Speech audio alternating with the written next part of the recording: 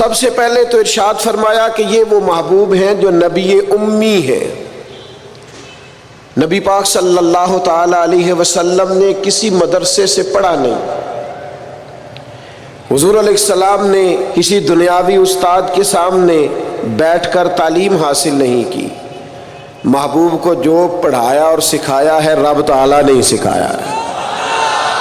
حضور نے دنیا میں کسی سے نہیں پڑھا، حضور کا کوئی استاذ نہیں، لیکن علم و حکمت کے، فہم و فراست کے، تدبر اور دانائی کے وہ عظیم موتی میرے رسول پاک نے بیان فرمائے ہیں جو کسی اور کے حصے میں کبھی نہیں آئے، نہ آ سکتے۔ نبی پاک امی ہے، کسی دنیاوی استاد سے سرکار نے نہیں پڑھا، اور یہ بھی حضور کی نبوت پر اعلیٰ دلیل ہے کہ پڑھا کسی سے بھی نہیں، لیکن جب حضور بولتے تو حکمت کے موتی پوری دنیا کے اندر پھیل جایا کرتے اور خوشبو سمٹ جایا کرتی۔ عرب کے لوگوں کو اپنی دانائی پر بڑا فخر اور ناز تھا، وہ سمجھتے تھے کہ ہم سے دانا کوئی نہیں، لیکن جب حضور بات کرتے نا، تیرے آگے ہیں یوں دبے لچے فصحا عرب کے بڑے بڑے، کوئی جان منہ میں زبان نہیں بلکہ جسم میں جان نہیں۔ عرب کے اندر اختلاف ہو گیا تھا، جب یہ خانہ کعبہ کی تعمیر کر رہے تھے تو اختلاف ہو گیا۔ ابھی نبی پاک علیہ السلام نے اعلان نبوت نہیں فرمایا تھا، پہلے تو بڑے ذوق شوق سے مل کے بیت اللہ شریف کی نئے سرے سے انہوں نے تعمیر کی، لیکن چونکہ رقابت رکھتے تھے، آپس میں دشمنیاں رکھتے تھے، جب حجر اسود کو اپنی جگہ پہ لگانے لگے تو اختلاف ہو گیا۔ ایک قبیلہ کہنے لگا میں کروں گا، دوسرا کہنے لگا میں کروں گا۔ یہ خاندانوں میں بھی اختلاف ہو جاتا ہے، جماعتوں میں بھی اختلاف ہو جاتا ہے، لیکن جو لیڈر اور قائد ہوتا ہے اس کا کمال یہ ہوتا ہے کہ وہ اپنے کارکنوں کو جوڑ کے رکھے۔ اقبال کہتے ہیں کوئی کارواں سے ٹوٹا کوئی بدگماں حرم سے، کیونکہ میرے کارواں میں نہیں خوب دل نوازی۔ اس کا کام ہوتا ہے جوڑ کے رکھنا۔ اب ان کفار کے درمیان، قریش مکہ کے درمیان اختلاف ہو گیا، ایک قبیلہ کہتا ہے حجر اسود میں لگاؤں گا، دوسرا کہتا ہے میں لگاؤں گا۔ ایک سیاںا بندہ بولا، کہنے لگا لڑو نہ، کل جو سب سے پہلے حرم شریف میں بیت اللہ میں داخل ہو اس سے فیصلہ کرا لو، وہ جس قبیلے کے بارے میں کہہ دیں گے وہی حجر اسود کو نصب کر دے گا۔ اللہ کی شان یہ کہ صبح سب سے پہلے حرم میں رسول رحمت داخل ہوئے صلی اللہ تعالی علیہ وسلم۔ اب تو یہ سارے خوش ہو گئے کہ یہ تو صادق اور امین ہے۔ آپ زیادہ توجہ کیجئے گا، انہوں نے طے کیا ہوا تھا کہ جو بھی جس کے حق میں بھی آنے والا فیصلہ کرے گا قبول کریں گے۔ تو اگر نبی پاک علیہ السلام کسی ایک قبیلے کا نام لے دیتے تو انہوں نے تو طے کیا تھا کہ جس کا بھی نام لیں گے ہمیں قبول ہوگا، لیکن میرے محبوب امی ہیں، پر رب نے وہ فہم و فراست دیا ہے، وہ کمال دیا ہے، وہ اللہ تعالیٰ نے محبوب کو شان و عظمت عطا فرمائی، وہ بلندی عطا فرمائی ہے نبی پاک کو کہ سرور کائنات علیہ الصلوۃ والسلام کے سامنے دم خود ہو جاتی ساری کائنات۔ حضور نے فرمایا کیا جھگڑا ہے؟ کہا جھگڑا یہ ہے کہ ایک قبیلہ کہتا ہے حجر اسود میں رکھوں گا، دوسرا کہتا ہے میں رکھوں گا، اور کچھ نے تو پیالے میں خون ڈال کے قسم بھی کھا لی ہے کہ مریں گے یا مر جائیں گے، لیکن حجر اسود کسی اور کو نہیں رکھنے دیں گے۔ حضور نے فرمایا یہ لڑائی ہے تمہاری؟ کہا ہاں۔ تو محبوب نے نا اپنی چادر مبارک کو بچھایا، حجر اسود کو اٹھا کے چادر میں رکھا، فرمایا لڑو نا، سارے قبیلے ہی چادر کا ایک ایک کونا پکڑ لو۔ 12 کے 12 قبیلوں نے چادر کا ایک ایک کونا پکڑا، وہ اٹھا کے لائے جہاں رکھنا تھا۔ محبوب نے اپنے ہاتھوں سے اٹھا کے جو رکھا نا حجر اسود کو، اور پھر پلٹ کر ان کے چہرے دیکھے تو حضور کے فیصلے پر سارے راضی ہو چکے۔ یہ دانائی، یہ تدبر، حضور امی۔ اور ایک اور بات بھی، ہم اپنی نسلوں کو مطمئن نہیں کرتے، ڈانٹ کے چپ کراتے ہیں۔ اگر ذہنی سطح پر کوئی سوال ابھرتا ہے، گھر میں کوئی اختلاف ہوتا ہے، تو ہمیں دلیل کی طاقت کے ساتھ سامنے والے کو مطمئن کرنا چاہیے۔ ہم کتاب و سنت کے ماننے والے ہیں، ہمارے پاس روشن دلائل ہیں، ہمیں ذہنی سطح پر ابھرنے والے سوالات کے جواب دینے چاہیے، اپنے بچوں کو، اپنے بھائیوں کو، اپنے قبیلے کو، اپنے دوستوں کو مطمئن کرنا چاہیے۔ ہم کیا کرتے ہیں؟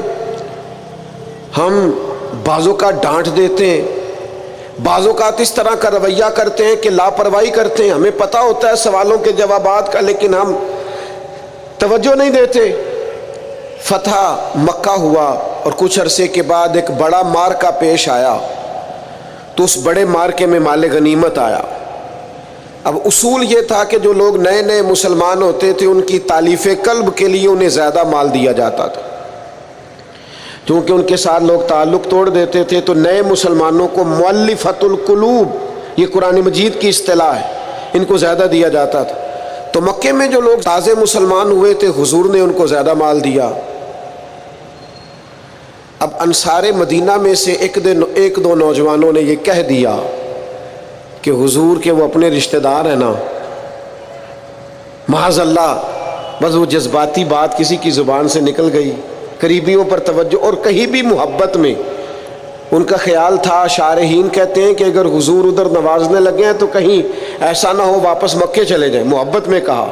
تو اب اس پر اللہ کے محبوب علیہ الصلوۃ والسلام نے کیا کیا؟ فرمایا انصار مدینہ کو، یہ مسلم شریف میں موجود ایک ترکی خیمہ تھا، فرمایا انصار کو خیمے میں جمع کرو۔ خیمے میں جمع کیا تو حضور فرمانے لگے، یہ ذرا انداز دیکھیے میرے کریم، حضور فرمانے لگے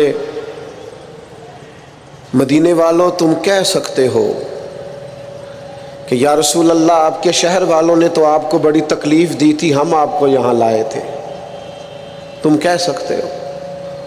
ان کی آنکھوں سے فوراً آنسو چھلک پڑے، یا رسول اللہ ہم کون ہوتے، ہم پر تو آپ نے مہربانی کی، آپ تشریف لے آئے۔ وہ دو عالم کی رحمت تھے، جہاں چاہتے وہیں رہتے، یہ ان کی مہربانی ہے کہ یہ عالم پسند آیا۔ حضور نے فرمایا تم کہہ سکتے ہو کہ یا رسول اللہ یہ تو بدر میں تلواریں لے کر شہید کرنے آئے تھے، ہم نے جانوں کے نذرانے پیش کیے، کہو۔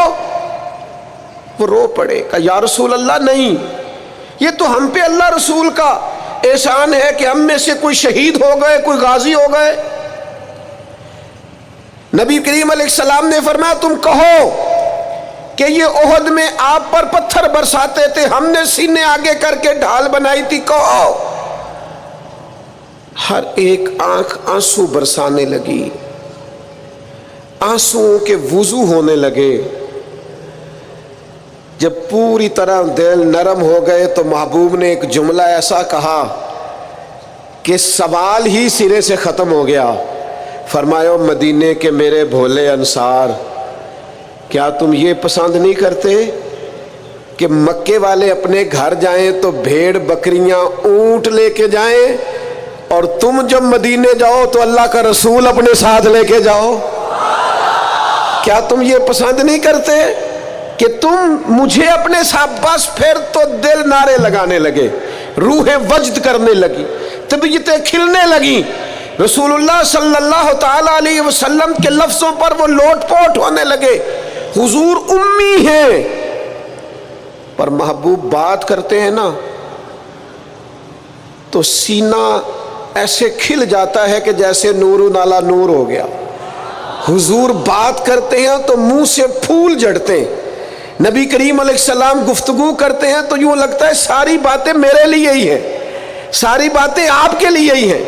حضور امی ہیں، اور پھر اللہ تعالیٰ فرماتے ہیں کہ یہ محبوب وہ ہیں جن کی شان یہ ہے کہ الذی یجدونہ مکتوبا عندہم فی التوراۃ والانجیل، فرمایا ان کی شانیں تم لکھی ہوئی پاؤ گے تورات میں بھی اور انجیل میں بھی۔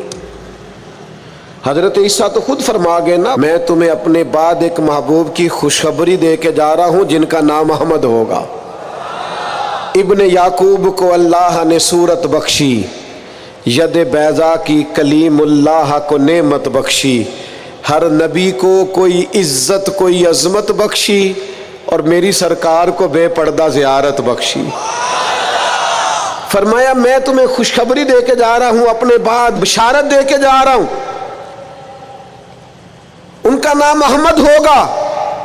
نبی پاک صلی اللہ تعالی علیہ وسلم کی شانیں تورات میں بھی لکھی، انجیل میں بھی۔ آپ دیکھیے صحیح بخاری میں یہ حدیث موجود ہے، حضرت عطا رضی اللہ تعالیٰ عنہ بیان کرتے ہیں کہ میری حضرت عمر ابن عاص رضی اللہ تعالیٰ عنہ سے ملاقات ہوئی۔ میں نے کہا مجھے نبی پاک کی وہ شانیں تو بتائیں جو تورات میں لکھی ہیں۔ حضرت عمر ابن عاص تورات کے جاننے والے تھے، فرمانے لگے اللہ کی قسم تورات میں حضور کی بعض وہ شانیں بھی لکھی ہیں جنہیں قرآن بیان کرتا ہے۔ جس طرح قرآن نے کہا یا ایھا النبی انا ارسلناک شاہدا ومبشرا ونذیرا، اے محبوب ہم نے آپ کو خوشخبری دینے والا، ڈر سنانے والا بنا کر بھیجا ہے اور گواہ بنا کے بھیج لوگوں سے جو لوگ بڑے اس کام کے لیے ہر وقت ذہنی طور پر تیار رہتے تھے، ان لوگوں سے کہا اس کے ساتھ چلو، لیکن اس کا قرضہ ابھی بھی جتنا چڑھ گیا تھا اتنے پیسے جمع نہیں ہوئے تھے۔ اللہ کرے میں آپ کو سمجھاؤں، یہ بھی اخلاقی بلندی والا کام ہے کہ کسی شخص کی کمزوری میں اسے اٹھانا، گرتے ہوئے کو سنبھالنا، پھسلنے والے کو سہارا دینا، بکھرنے والے کو بکھرنے سے بچا لینا، ٹوٹنے والے کو ٹوٹنے سے بچا لینا، پریشان ہو جانے والے کو سمیٹ لینا۔ اللہ کے پیارے رسول صلی اللہ تعالی علیہ وسلم نے فرمایا اپنے بھائی کی مدد کرو۔ لوگوں نے مدد کی لیکن اس حد تک اس کے پاس پیسے نہ ہوئے جتنا اس کا قرضہ تھا۔ اب حضور نے ان لوگوں کو بلایا جن کے اس نے پیسے دینے تھے، اور پیسے دینے والوں سے کہا کہ اس کے پاس اتنے ہیں، اتنے لے لو اور چلو تم بھی کچھ نیکی کرو، کچھ لے لو کچھ چھوڑ دو۔ یہ کون کرا رہا ہے؟ رحمت للعالمین نبی۔ اور ہمارا جب کوئی بندہ اس طرح الجھ جاتا ہے پھر تو وہ ساڑھا لگتا ہی کچھ نہیں نا، اتنے دنوں تک نہ رشتہ داری ہوتی ہے، نہ دوستی ہوتی ہے، نہ تعلق۔ وہ تیری آنکھ ہو یا سنگ ملامت کی چبھن، کون پہنچا ہے میرے درد کی گہرائی تک؟ دور شہرت میں تو یاروں نے کیا یاد بہت، پر ساتھ آیا نہ کوئی کوچہ رسوائی تک۔ جب حالات خراب ہوتے ہیں تو سب سے پہلا کام یہ ہوتا ہے میرا تعلق کوئی نہیں، اور جب ٹھیک ہوتے ہیں تو پھر بڑی لمبی رشتہ داری نکلتی ہے، ہو کہتے ہیں وہ بڑی دور کے میرے قریبی تعلقات ہیں، وہ بڑا دور کا رشتہ ہے، میرا بڑا قریبی لین دین ہے۔ تو بڑی عمدگی سے لوگ، بڑی دور شہرت میں تو یاروں نے کیا یاد بہت، پر ساتھ آیا نہ کوئی کوچہ رسوائی تک۔ جو عرض کرنے جا رہا ہوں اس پر آپ نے زیادہ غور کرنی ہے کہ اگر کوئی آدمی گر رہا ہو تو گرتی دیوار کو دھکا نہیں دینا، اسے سنبھالنا ہے۔ اس شخص کو وہ یار حالات ہو جاتے ہیں اوپر نیچے، انسان کمزور پڑ جاتے ہیں، راہ چلتے چلتے کئی دفعہ گاڑی کا صرف پیٹرول ہی ختم نہیں ہوتا، جو مفت میں پانی ملتا ہے کئی جگہوں پہ وہ بھی ختم ہو جاتا ہے، اور قریب قریب اس کی بھی کوئی شناخت نہیں ہوتی۔ کئی دفعہ صرف اور صرف پیٹرول کا مسئلہ ہی نہیں ہوتا، وہ جو 20 روپے میں ہوا ٹائر میں بھری جاتی ہے کئی جگہوں پہ وہ بھی نہیں ملتی۔ تو تسلی کے لیے اخلاقی رویہ یہ ہونا چاہیے کہ اگر کوئی بندہ کہیں کمزور پڑ رہا ہے، گر رہا ہے، تو اس کی اس کمزوری پر اسے تھاما جائے، اس کی حوصلہ افزائی کی جائے، تسلی دی جائے۔ لیکن ہمارا یہ ماحول نہیں ہوتا۔ میں اکثر کہتا ہوں دوستوں سے کہ جو آدمی اپنے گھر کی تیسری منزل شروع کرتا ہے نا، تیسرا لینٹر ڈالتا ہے، اسے سارے جا کے بھائیا کو کام ہو جاتے دسی، بھائی ہونے کیوں دسنا ہے، مالدار آدمی ہے تیسرا لینٹر ڈال رہا ہے، لیکن وہ بیچارہ غریب آدمی جو بالے ڈال رہا ہے اور لکڑی کی چھت ڈال رہا ہے، وہ اگر کسی سے جا کے کہتا ہے نا تھوڑی امداد کرا دے میرا کام رک گیا، تو کہتے ہیں آپ نے پہلے بتانا تھا، اب تو نہیں نا، مطلب وہ تو بڑی پرانی بات تھی، وہ تو میں نے بانٹ دیا، رمضان میں بڑا کر دیا، فلانی جگہ بڑا۔ یہ لہجہ درست، یہ اخلاقی رویہ نہیں۔ درد دل اور چیز کا نام ہے، خیر خائی اور چیز کا نام ہے۔ وہ کسی نے کہا تھا کہ پلا کر گرانا تو سب کو آتا ہے، مزہ تو تب ہے کہ گرتوں کو تھام لے ساکی۔ کوئی گر رہا ہو اس کا بازو پکڑنا، اس میں مزہ ہے، اس میں لطافت ہے، اس میں حسن ہے۔ اور ایک دوسرا اخلاقی رویہ جس کی بہت زیادہ ضرورت ہے، جو ہمارے زیادہ ساتھ ہوتے ہیں نا، غلطیاں بھی انہوں نے ہی کرنی ہوتی ہیں، جو آپ کے ساتھ نہیں انہیں آپ کو معاف بھی نہیں کرنا پڑتا۔ معاف کسے کرنا پڑتا ہے؟ جو اپنے معاف کسے کرنا پڑتا ہے؟ اپنے خادم کو. اگر آپ آفیسر ہیں تو اپنے ملازم کو. معاف کسے کرنا پڑتا ہے؟ اپنے بہن بھائیوں کو، رشتہ داروں کو، اہل خانہ کو. معاف کسے کرنا پڑتا ہے؟ اپنے شاگردوں کو، ارادت مندوں کو، دوست احباب کو، اپنوں کو معاف کرنا ہوتا ہے. کسی کے ساتھ آپ کا کئی دفعہ دوست آ جاتے ہیں، میں عمرے پہ جا رہا ہوں، کوئی غلطی ہوئی تو معاف کر دینا. تو میں کہتا ہوں مجھ سے آپ کیا معافی مانگیں گے؟ آپ ادب سے مل کے چلے جاتے ہیں. جن کے ساتھ آپ کا اٹھنا بیٹھنا ہے ان سے معافی مانگیں. جو زیادہ قریب رہیں گے غلطیاں بھی تو وہی کریں گے نا، جو روز مانتے ہیں، کسی وقت سستی بھی دکھاتے ہیں. تو معاف تو کرنا ہوتا ہے اپنوں کو. ایک خاص بات کروں آپ سے، بیٹیوں کو معاف نہیں کرنا پڑتا، معاف بہو کو کرنا پڑتا ہے. کر کے تو دیکھو نا یار. ایک معیار ہے بیٹی کے لیے، وہ بیاہ کے کسی جگہ گئی ہے، اس کی شکایت آئی ہے، تو ہمارا جواب یہ ہے کہ ابھی بچی ہے، سیکھتے سیکھتے سیکھ جائے گی. یہ جواب بنائیں بہو کے لیے. اگر وہ غلطی کرے، اس کی ساس شکایت کرے، اس کا خاوند شکایت کرے، تو یہ بہو کے لیے بولیں کہ ابھی بچی ہے، سیکھتے سیکھتے. یہ بہو کے لیے بات کریں کہ بچی ہے، سیکھتے سیکھتے. یہ بہو کے لیے ضرورت ہے اس کی. بیٹی کے لیے تو اس کی ضرورت، بیٹی غلطی کرے تو اس کے وکیل بن جاتے ہیں. ساری زندگی ساس سسر اپنی بیٹی کے وکیل رہتے ہیں اور اپنی بہو کے جج بنے رہتے ہیں. اس کے لیے فیصلے سناتے ہو، اس کی وکالت کرتے ہو. یہ بیٹی نہیں کسی کی، اس کے جج بن گئے ہو، اس کے حق میں فیصلوں کا اعلان ہے، اس کے لیے وکالتوں کا اعلان ہے. چھ معنی دارت. مسلمان کا یہ اخلاقی رویہ نہیں ہوتا. نبی پاک علیہ الصلوۃ والسلام نے ہمیں سبق دیا ہے، جو قریب رہنے والے ہیں انہیں تو معاف کرنا ہے، دوسرے کو تو معاف کرنا ہی نہیں پڑتا. اپنوں کو ہی تو معافی کی ضرورت ہوتی ہے، چونکہ اپنوں نے ساتھ رہنا ہے. حضرت انس بن مالک رضی اللہ تعالیٰ عنہ یہ بڑے خوش نصیب خوش بخت انسان ہیں. کہتے میری اماں خود مجھے حضور کی بارگاہ میں چھوڑ گئی تھی کہ یا رسول اللہ یہ آپ کی خدمت کرے گا. کہتے میں نے 10 سال حضور کی نوکری کی ہے، نبی پاک نے کبھی اوف بھی نہیں کہا. بلکہ بخاری مسلم میں ایک انوکھی بات موجود ہے. فرماتے ہیں مجھے ایک دن حضور نے فرمایا جا یہ کام کر کے آ. کہتے میرے دل میں یہی تھا کہ فوراً جاؤں گا. اسی طرح لفظ موجود ہیں، میرے دل میں تھا جاؤں گا، کر کے آؤں گا. حضور نے فرمایا کر کے آ. دل میں پکا ارادہ تھا جاؤں گا، لیکن اپنی زبان سے میں نے کہا حضور میں نے کوئی نہیں جانا. یہ کیوں بات کی؟ یہ ذرا لاڈ کے ساتھ کی، یہ ذرا ناز کے ساتھ کی، یہ ذرا نا محبت کے ساتھ کی. یہ ذرا حضور جو پیار کرتے تھے نا، اس پیار کو سامنے. حضور میں نے نہیں جانا. تو کہتے ہیں حضور تھپکی دے کے، یہ غلام سے بات ہو رہی، حضور فرمانے لگے چل نہ تجھے کہا ہے نہ جا کر کے آ. کہتے میں چلا گیا، اسی ارادے سے گیا تھا جاؤں گا، لیکن رستے میں جب میں گیا تو بچے کھیل رہے تھے، میں نے بھی کھیلنا شروع کر دیا. کھیل رہا ہوں دیر ہو گئی. حضور نے بھیجا تھا کسی کام. اب جب زیادہ دیر ہوئی تو کریم گھر سے نکلے، اور جب حضور نے مجھے دور سے دیکھا اور مجھے کریم کے آنے کا پتہ چلا تو اب میں ڈرا.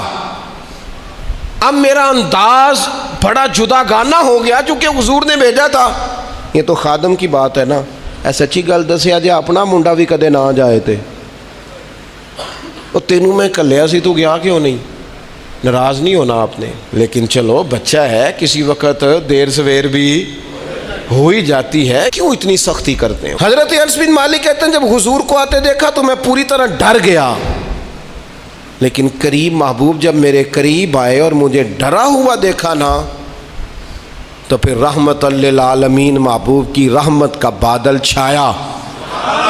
اور جب حضور مجھے دیکھ کے ہنسے نا، بس وہ ہنس گئے اور میرا کام بن گیا.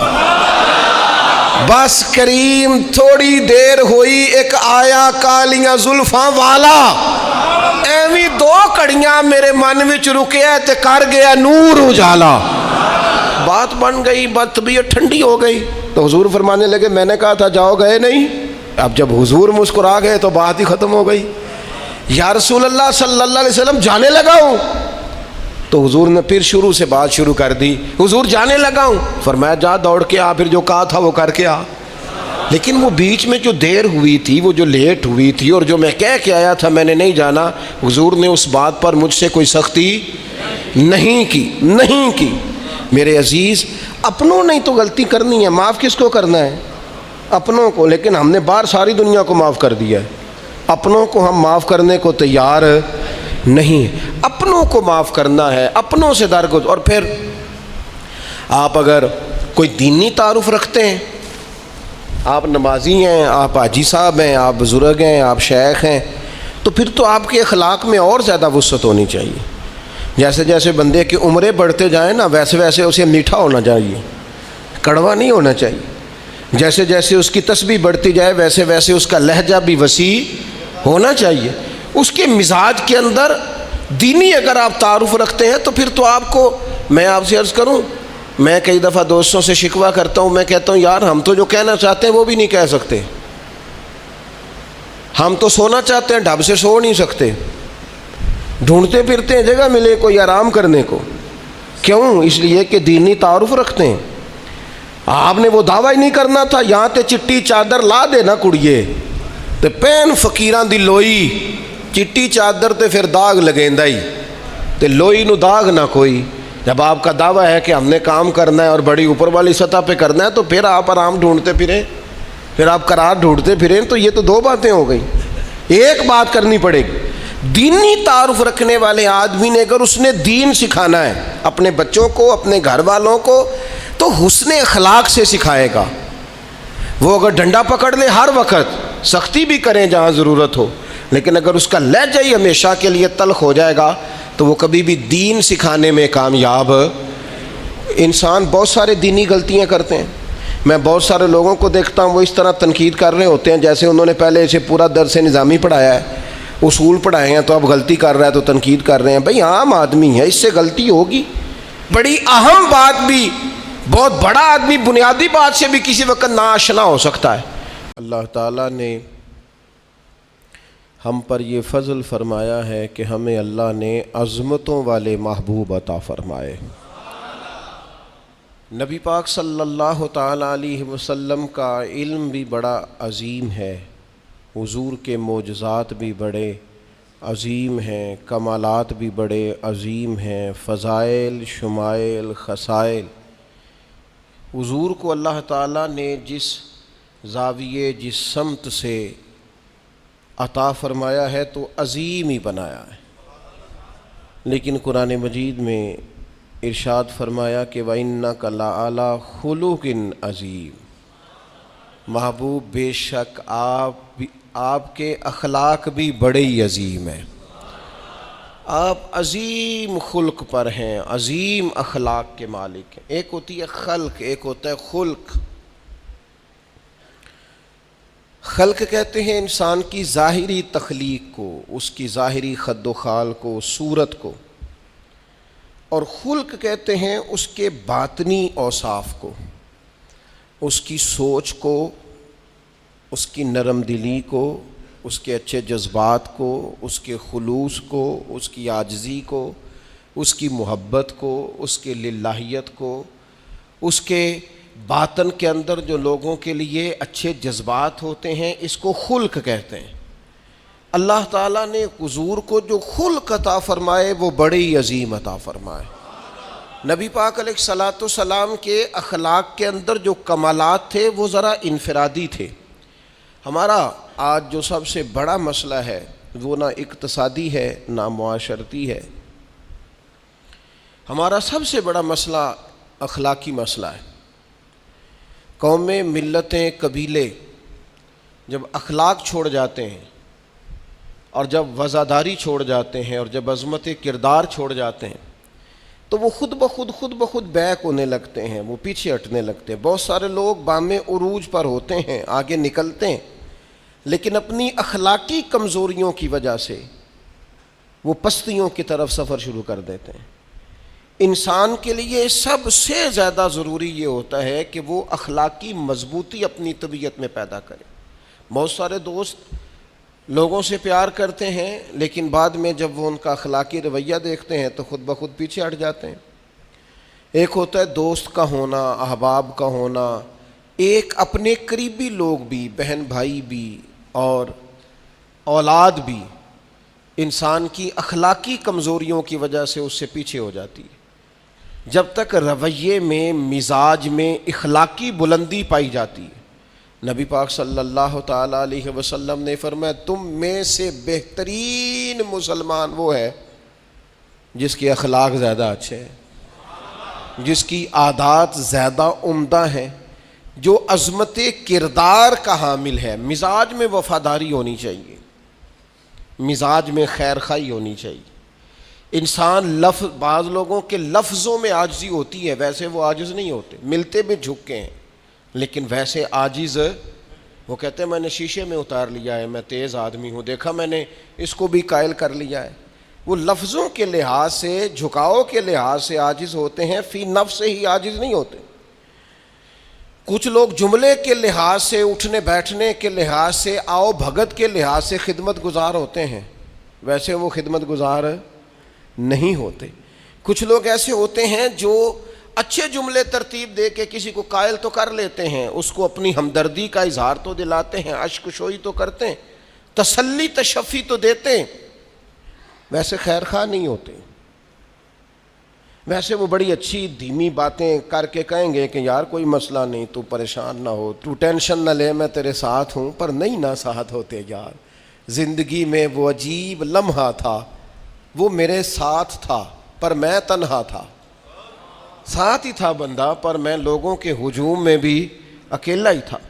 اپنے اخلاقی رویے میں، خلق میں، مزاج میں، یعنی ڈھل جائے طبیعت انسان کی، اس کے رویے عمدہ ہو جائے اور یہ کام کشید نہ کرنا پڑے اسے۔ ہمارے علماء نے لکھا ہے خلق کا معنی یہ ہے کہ اچھے کام کرنے میں تکلیف نہ اٹھانی پڑے، خلق کا معنی یہ ہے کہ اچھے کام خود بخود بندے سے ہونے شروع ہو جائے، وہ خود بخود اچھے کاموں کی طرف اس کی طبیعت مائل ہو جائے، توجہ ہو جائے، اس کا مزاج بن جائے۔ یہ کب ہوتا ہے؟ کس وقت ممکن ہوتا ہے؟ جب آپ ہر وقت کی اخلاقی بلندی حاصل کرتے ہیں۔ نبی پاک صلی اللہ تعالیٰ علیہ وآلہ وسلم کا ایک طریقہ تھا کہ حضور کے مزاج میں اخلاق۔ بعض لوگ ایسے ہوتے ہیں جو بعض اوقات ایسی حرکت کرتے ہیں، ہوتے ہیں لوگ جو ایسی حرکت کرتے ہیں کہ سخت رد عمل کی ضرورت ہوتی ہے۔ بندے کا دل کرتا ہے نرا ڈانٹے نہ، ڈنڈا بھی پکڑ لے، کرتے ہیں بعض اوقات بعض دوست ایسے کام۔ اور پھر ایک اور بڑا خطرناک رویہ ہوتا ہے۔ آپ کو پتہ ہے اسلام نے سب سے زیادہ ناپسند کسے کیا؟ غیبت کو۔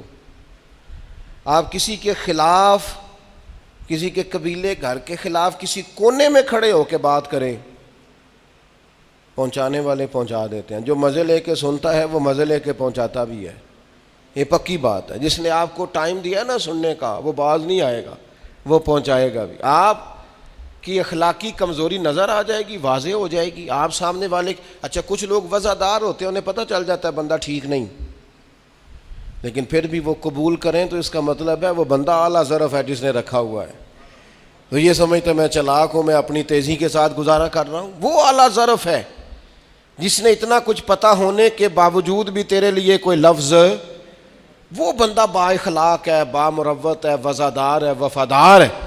تو میرے عزیز، نبی پاک علیہ الصلوۃ والسلام نے ان اخلاق کی طرف ہماری توجہ دلائی ہے جن میں لوگ بچتے نہیں کہ یہ کام میں نے نہیں کرنا، مجھے کیا لگے، میرا کیا لینا دینا۔ مثلا ایک تاجر تھا حضور کے زمانہ نور میں، وہ پھلوں کی تجارت کرتا تھا، مشکات شریف میں موجود ہے، کسی وجہ سے اسے نقصان ہو گیا۔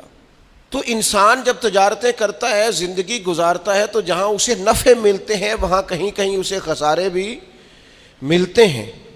تو الگ بات ہے کہ ہم صرف نفعوں کے قائل ہوتے ہیں، خساروں کے قائل ہی نہیں ہوتے۔ وہ تاجر تھے، پھلوں کے تاجر تھے، بڑی اچھی تجارت کرتے تھے، کسی وجہ سے نقصان ہو گیا۔ اب وہ حضور کی بارگاہ میں آئے۔ ہمارے ہاں یہ ہوتا ہے کہ لوگ کہتے ہیں میرا کیا لینا دینا، بلکہ اگر کوئی بندہ اس طرح کا مسئلہ حل بھی کرا رہا ہو تو کہنے حضرت صاحب تو آڈا نہیں ہے کام۔ اس تاجر نے اس بارگاہ میں آ کے کہا جہاں جو آ جاتا ہے ہمیشہ بامراد ہی جایا کرتا ہے۔ یا رسول اللہ صلی اللہ تعالیٰ علیہ وسلم، میں پریشان ہو گیا ہوں، اور پہلے جب آدمی مالدار ہوتا ہے تو دائیں بائیں رش بھی ہوتا ہے، اور جب اس طرح کے حالات ہو جائیں تو وہ جو بڑے قریبی ہوتے ہیں وہ بھی کئی دفعہ ساتھ چھوڑ جاتے ہیں، ساری عمر ہی آٹا گد ہے تے لکھاں کیتے پیڑے، اب وقت آیا ہی تے محمد بخشا کوئی نہیں ہوں بیٹھا نیڑے، لوگ نکل جاتے ہیں، کمزور پڑ گیا بندہ بیچارہ، حضور کی بارگاہ میں عرض گزار ہوا، یا رسول اللہ تکلیف میں ہوں، تاجر تھا، پھلوں کی تجارت کرتا تھا اور مشکات میں موجود۔ نبی پاک علیہ السلام نے دعا بھی فرمائی، کرم نوازی بھی فرمائی، رحمت بھی فرمائی، عطائیں بھی فرمائی، لیکن حضور نے نا صحابہ سے فرمایا سارے مل کے اپنے بھائی کی مدد کرو۔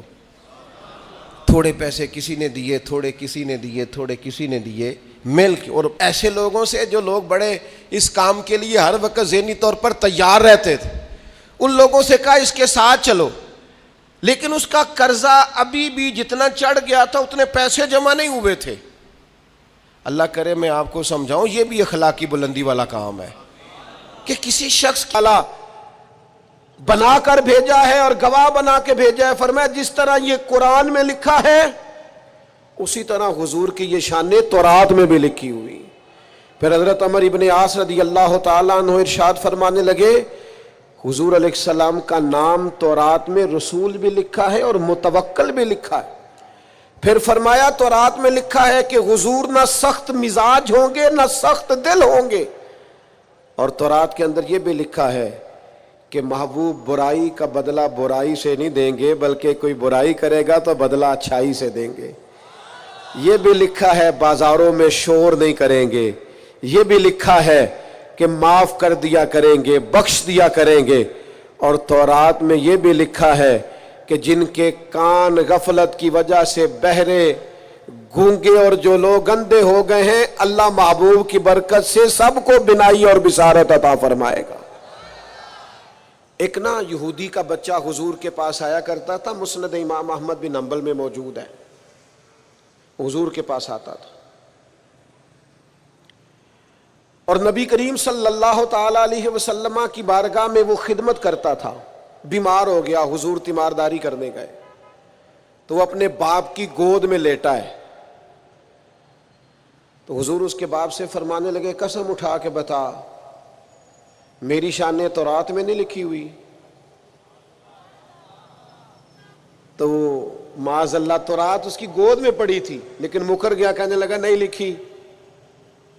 اس کا بیٹا جو اس کی گود میں تھا، جوان بیٹا، گود میں سر رکھے ہوا تھا، بیمار تھا، کہنے لگا میرا والد غلط کہتا ہے، اللہ کی قسم یا رسول اللہ آپ کی شان تورات میں بھی لکھی ہے اور انجیل میں بھی لکھی ہے۔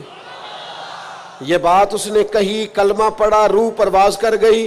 حضور اس کے والد سے فرمانے لگے تو ہٹ جا، اور صحابہ سے فرمانے لگے اپنے بھائی کو اٹھا لو، اس نے کلمہ پڑھ لیا، اب یہ ہمارا ہے، ہم اسے ساتھ لے کر کے جائیں۔ حضور کی عظمتیں، شانیں، بلندیاں، رفتیں تورات میں بھی موجود ہے، انجیل میں بھی۔ لاکھ عنوان بدل دیے لوگوں نے، تورات و زبور و انجیل میں تحریف کر دی، لیکن آج بھی جگہ جگہ جو موجود چھپی ہوئی کتابیں ہیں ان میں آج بھی جگہ جگہ حضور کی عظمتوں اور شانوں کا بیان موجود ہے۔ نبی پاک کے تذکرے ہر جگہ، ہر مقام پر، ہر کونے پر۔ خود نبی پاک علیہ السلام نے فرمایا میں تو جناب ابراہیم کی وہ دعا ہوں جو بیت اللہ کی تعمیر کے وقت انہوں نے مانگی تھی، میں تو جناب عیسیٰ کی بشارت ہوں، اور فرمایا میں اپنی ماں کا وہ گویا شانوں والا خواب ہوں جو انہوں نے میری ولادت کے وقت دیکھا تھا۔ حضور کی عظمتوں کا بیان۔ پھر اللہ تعالیٰ نے آگے ارشاد فرمایا یَأْمُرُهُمْ بِالْمَعْرُوفِ وَيَنْهَاهُمْ عَنِ الْمُنْکَرِ، یہ محبوب تمہیں نیکی کا حکم دیں گے اور برائی سے منع کریں گے۔ ہر ایک نے نیکی کا حکم دیا، ہر پیغمبر، ہر رسول نے، ہر مصلح نے، ہر دائی نے، پر جس پیار کے ساتھ نبی پاک نے لوگوں کو نیکی کی طرف بلایا ہے نا، جس محبت سے، جس درد سے، جس ذوق سے حضور نے بلایا ہے، اور جس طرح دروازہ دروازہ جا کے حضور نے لوگوں کو کہا ہے آ جاؤ دین کی طرف آ جاؤ، جس توانائی کے ساتھ حضور چاہتے ہیں کہ لوگ دوزخ سے بچ جائیں، یہ صرف حضور ہی کا خاصہ ہے۔ یہ حدیث آپ نے یاد رکھنی ہے۔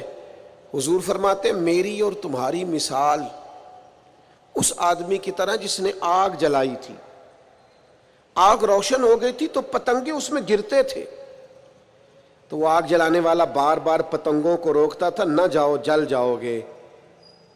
فرمایا تم بھی بار بار ایسے کام کرتے ہو جو تمہیں دوزخ میں لے جائیں، اور میں تمہیں سینہ بند سے پکڑ پکڑ کے بچاتا ہوں، یہ کام نہ کرنا دوزخ میں لے جائے گا، یہ کام نہ کرنا دوزخ میں۔ نبی پاک نے ایک ایک مرحلے میں امت کی رہنمائی کی، ایک ایک کونے میں تربیت فرمائی، اور بڑی جانفشانی کے ساتھ، بڑی ہمت کے ساتھ، جد و جہد کے ساتھ لوگوں کو دین کا پیغام دیا، اور پھر بڑی دانائی سے۔ آج کچھ لوگوں کا انداز تبلیغ جارحانہ ہے، وہ کسی کو نماز کی دعوت بھی دیتے ہیں تو تلخ لہجے کے ساتھ، اپنے کسی بھائی کو دین کا پیغام دیتے ہیں تو ترش انداز کے ساتھ، حالانکہ اپنے حق میں جب وہ باتیں کرتے ہیں تو میٹھی۔ آپ کو اگر اپنا سودا بیچنے کے لیے نرم بات کرنی آتی ہے تو حضور کے دین کے لیے نرم بات کیوں نہیں کرتے؟ اگر اپنے بچے کو اپنے حق میں قائل کرنے کے لیے لہجے کو باوضو کر کے میٹھا کرتے ہو تو اپنے بچے کو نماز کی طرف مائل کرنے کے لیے، دین کی طرف مائل کرنے کے لیے میٹھا کیوں نہیں کرتے؟ آپ کا انداز حسین ہو، خوبصورت ہو۔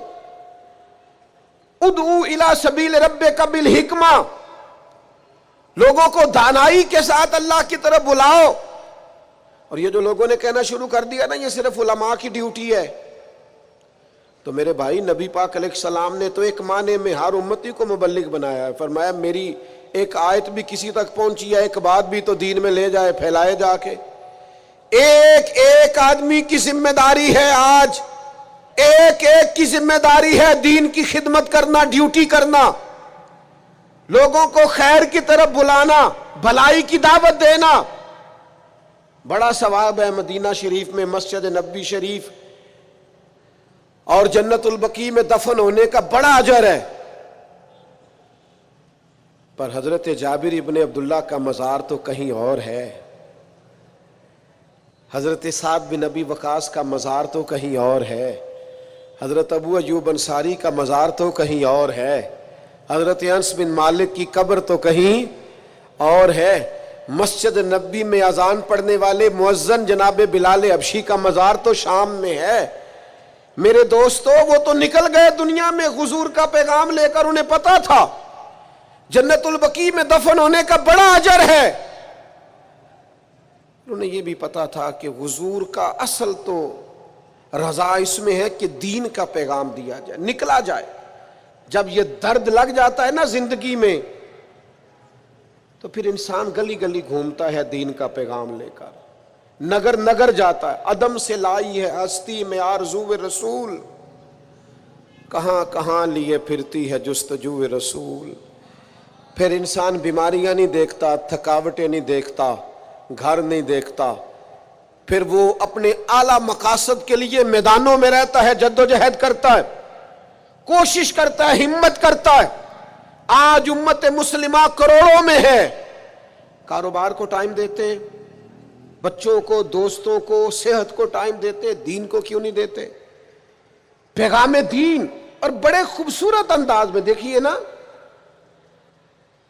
ایک شخص نے بھی آ کے نبی پاک سے دین کی بات پوچھی ہے تو حضور نے ایک بندے کو بھی بتائی ہے، اور 100 نے آ کے پوچھی ہے تو حضور نے 100 کو بھی بتائی ہے۔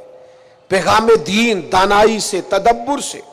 اور پھر آگے ارشاد فرمایا اللہ تعالیٰ نے، فرمایا جو پاک چیزیں ہیں وہ محبوب تم پر حلال کرتے ہیں، اور جو گندی چیزیں ہیں وہ محبوب تم پر حرام کرتے۔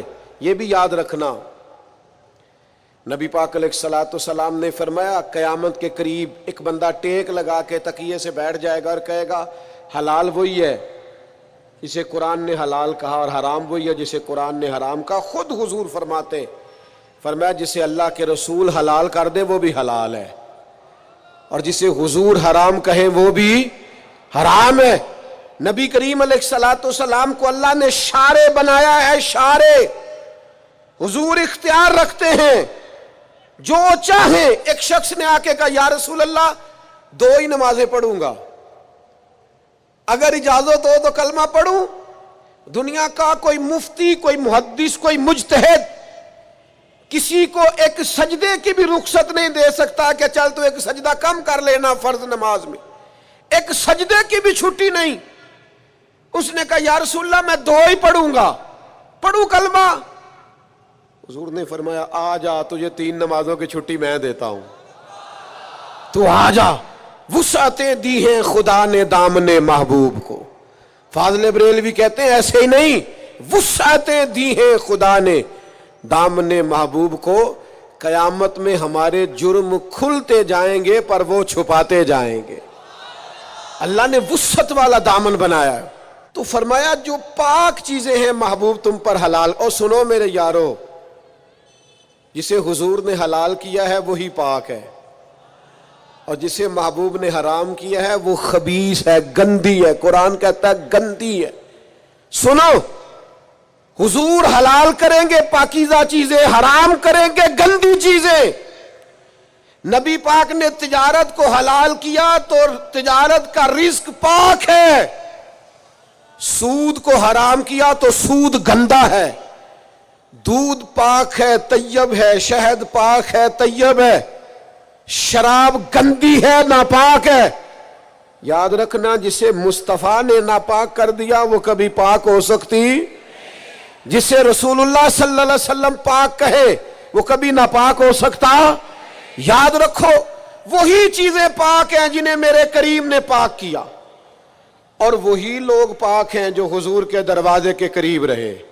ابو بکر صدیق بھی پاک, عمر بھی پاک, عثمان بھی پاک, علی بھی پاک, حسن بھی پاک, حسین بھی پاک, ازواج مطہرات بھی پاک, 4 شہزادیاں بھی, ہر صحابی بھی پاک, اور حضور کے خاندان کا ایک ایک بچہ بھی پاک. میرے عزیز, حضور علیہ الصلوۃ والسلام جو چیزیں نبی پاک, آپ کوئی بھی حلال چیز کھائیں گے وہی آپ کے لیے فائدہ مند ہے. حرام چیز کبھی استعمال کرو گے وہ گندگی پیدا کرے. پھر آگے ارشاد فرمایا قرآن مجید نے, فرمایا وَيَدَعُ عَنْهُمْ إِسْرَهُمْ وَالْأَغْلَالَ الَّتِي كَانَتْ عَلَيْهِمْ. فرمایا جو ان کے اوپر بوجھ ہیں اور ان کے گلوں میں جو توق پڑے ہیں, محبوب وہ سارے توق اتار دیں گے. گلے میں پھندے پڑے ہوئے تھے بنی اسرائیل کے, رات کو جو گناہ کرتے تھے سویرے دروازے پہ لکھا ہوا ہوتا تھا, اور یہاں تک کہ انہیں بعض گناہوں کی معافی کے لیے, قتل کی معافی کے لیے قتل ہونا پڑتا تھا.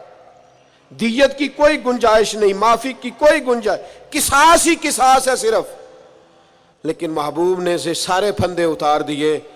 فرمایا تم سے کوئی گناہ ہو گیا ہے, کبیرہ گناہ ہو گیا ہے, کمرے میں جا کے چھپ کے بھی توبہ کر لو گے تو رب معاف کر دے گا. تم سے حقوق العباد ضائع ہو گیا, توبہ کر لو, متعلقہ بندے سے معافی مانگ لو, اللہ بھی معاف کر دے گا. تم سے قتل ہو گیا, جاؤ اہل خانہ سے معافی مانگ لو, دیت دے لو, رضامند کر لو, اللہ بھی معاف کر دے گا.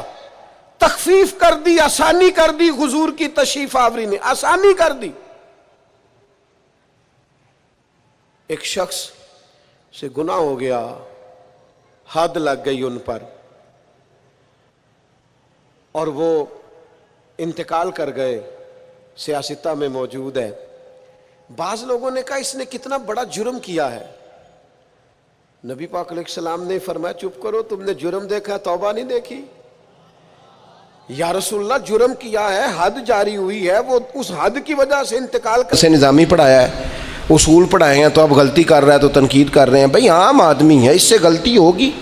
بڑی اہم بات بھی, بہت بڑا آدمی بنیادی بات سے بھی کسی وقت ناآشنا ہو سکتا ہے, لیکن آپ کے لہجے میں سختی ہے, آپ بات کرتے ہیں تو تلخ کرتے ہیں.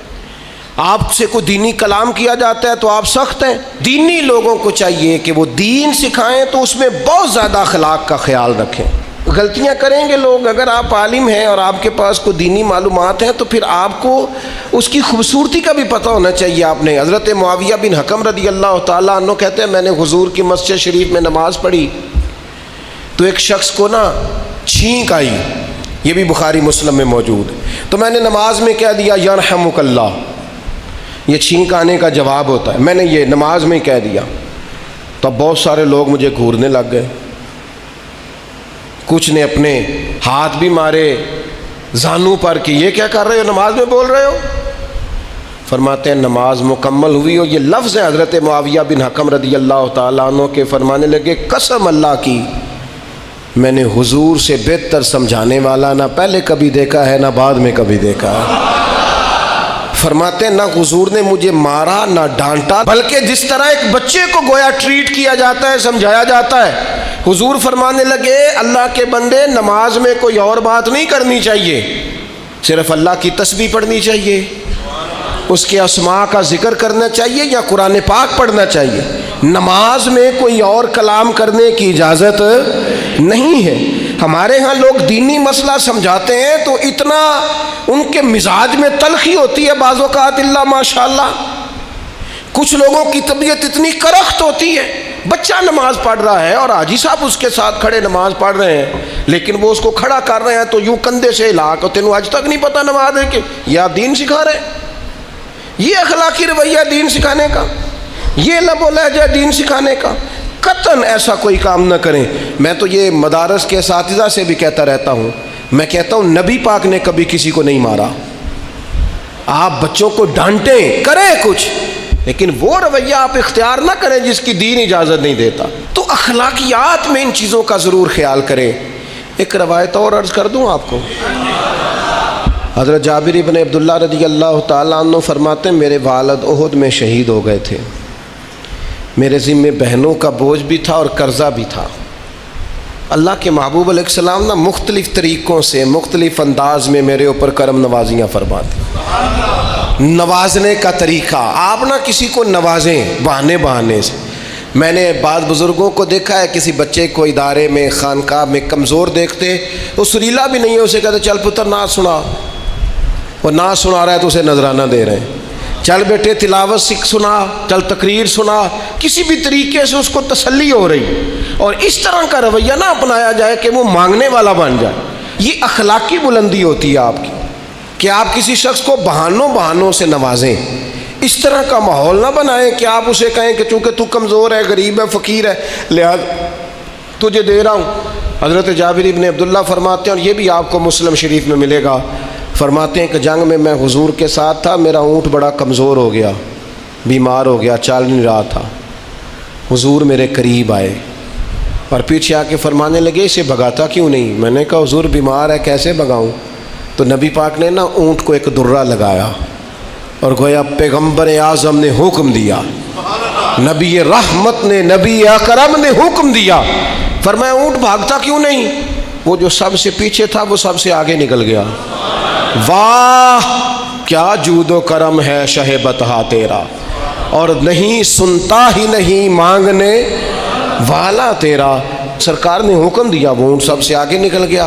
اب حضور گھوڑا دوڑا کے آگے آئے اور فرمانے لگے جابر یہ اونٹ میرے ہاتھ بیچ نہیں دیتا،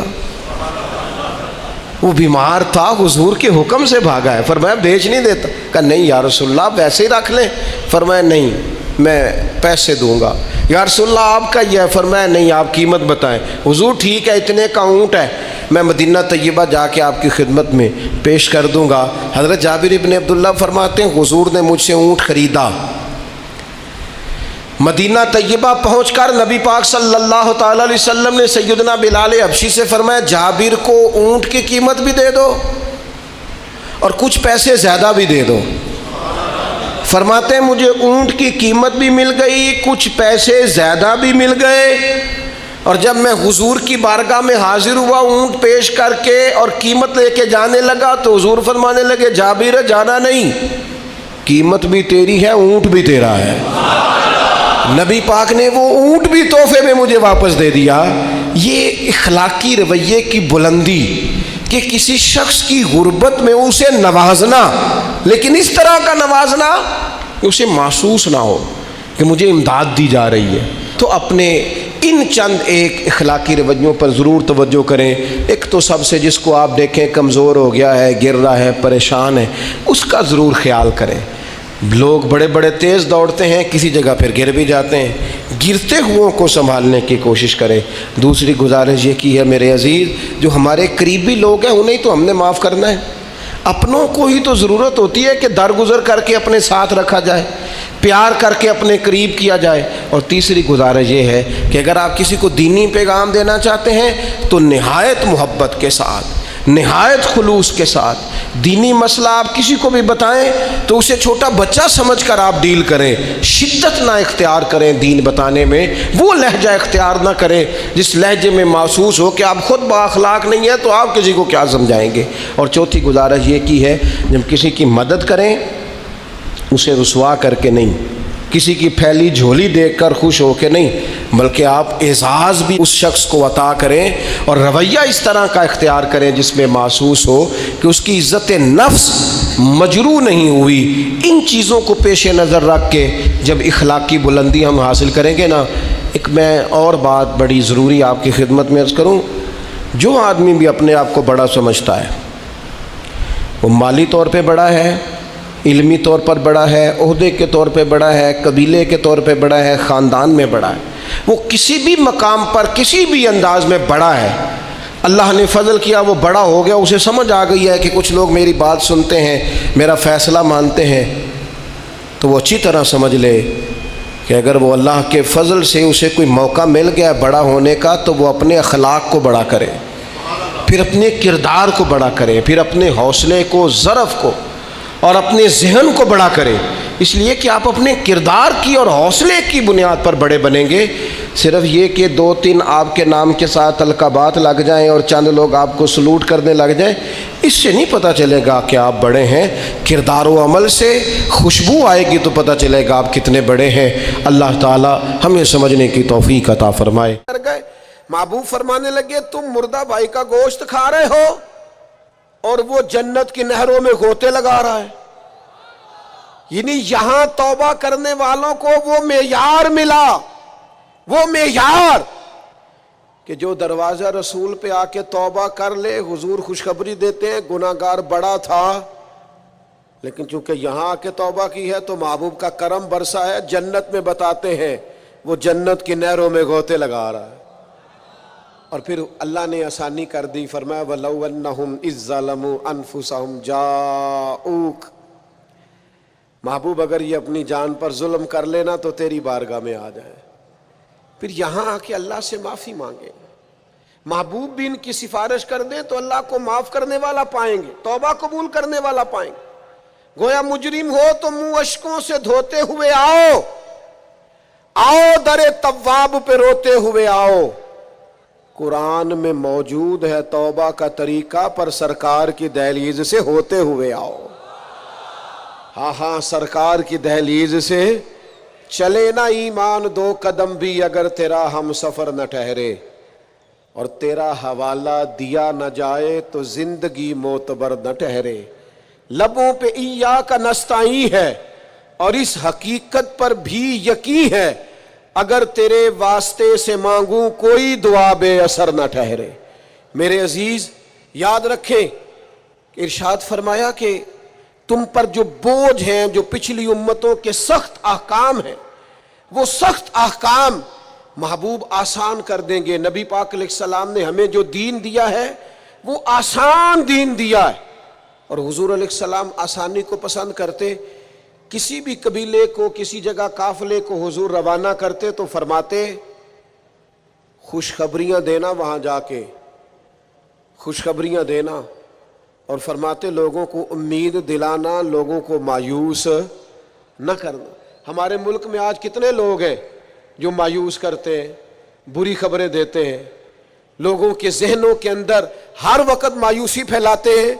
हुजूर ने आसान और खूबसूरत दीन हमें दिया है, ऐसा दीन जो एक एक बात काबिल अमल है, जिस पर अमल किया जा सकता है। अजीज दोस्तों, आसान दीन।